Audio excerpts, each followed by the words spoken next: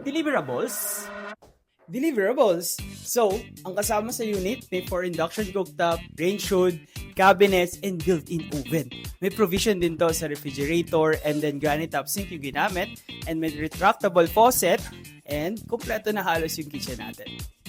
Dito sa Park McKinley West, meron ka ng spacious na living area, aircon, and also access sa balcony. So sa mga bedrooms kasama na yung aircon, walk-in closet, may sariling toilet and bath, and ang pinakagusto ko, lahat may access sa balcony.